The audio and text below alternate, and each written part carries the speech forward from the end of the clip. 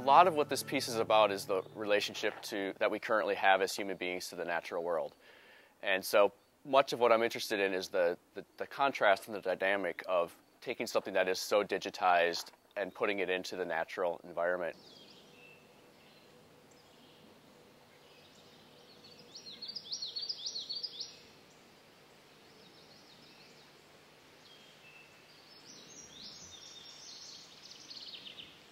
So it started out as a model of a mountain that I did design on the computer and turned this into a triangulated mesh. The solar panel itself is here to power that camera and the wireless internet connection that's streaming it to the web.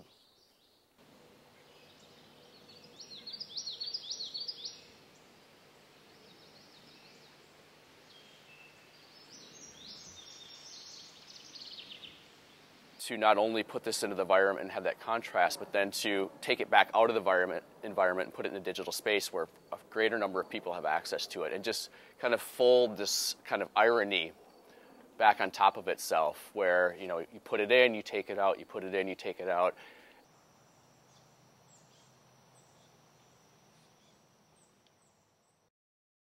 And I really hope that people will take the opportunity to enter inside of it, almost as a fort that a child might build, and at the same time then try to scale the exterior of the mountain, almost like a jungle gym.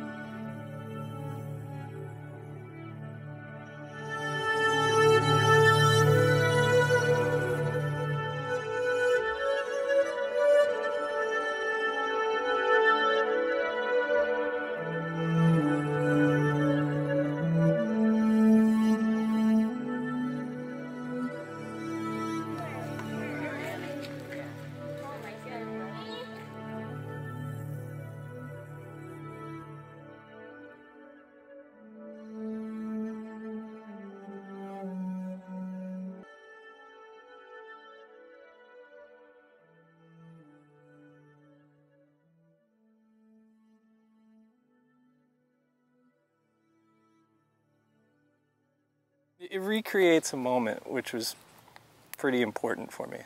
About 3 years ago, I read 2 sentences and 1 poem in this book by this author. His last name is Gadamer, Hans Georg Gadamer, where he talked about this meeting between the poet Paul Celan and the German philosopher Martin Heidegger. Well, when people approach a sculpture, they are invited to sit in the chair, which I provided. They see a sculpture of a hand reading a book, holding a book in front of you, and a kitchen with images projected onto it. The first question I'd like to sort of cause them to ask would be, what kind of, when we come out to a place like the Schuylkill Center, what kind of experience are we expected to have here? And for the video, I took 2 cameras and I had them replicate the way our eyes work. So they would converge on objects, decouple, and then converge on another object.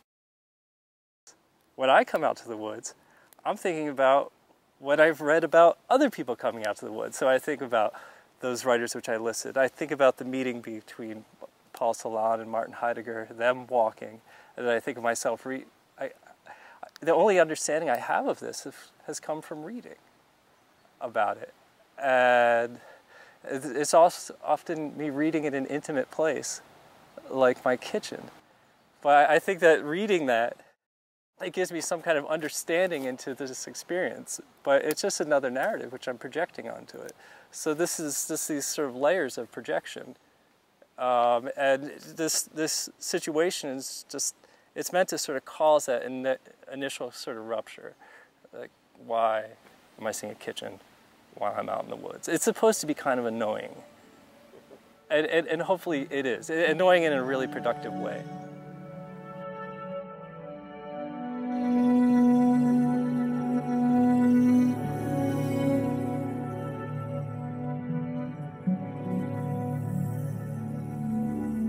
trying to create this kind of magical world, you know, that a lot of what I'm doing, visual manipulation of the viewer, is kind of hidden. If you look closely at the pieces, for example, there's a separation of grounds, almost like middle, early Renaissance. There's a foreground, middle ground, and background. It's forced perspective, so it's this forced depth that really doesn't exist. It's rather illusionistic.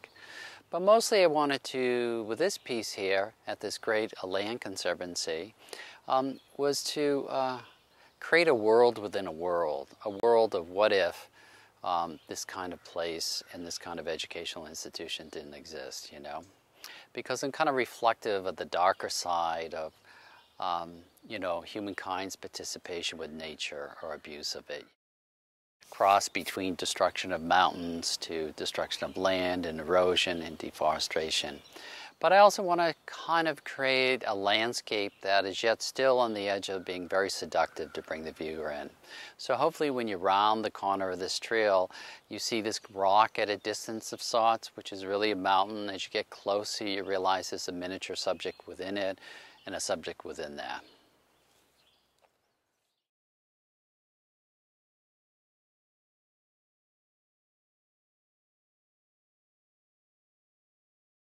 Even back to Asian cultures, rocks or iconic mountains become symbolic.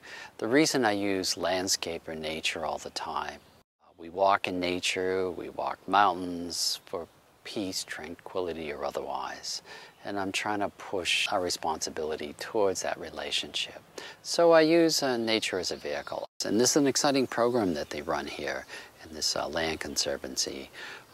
You know, a relationship of artists having this kind of dialogue about nature and different approaches to seeing it, and increasing the dialogue in a better way.